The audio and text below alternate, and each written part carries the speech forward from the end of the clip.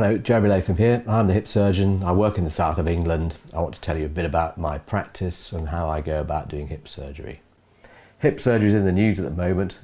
The Duke of Edinburgh has just had his hip replaced, so I thought this would be a good moment to show you the sort of environment in which I work.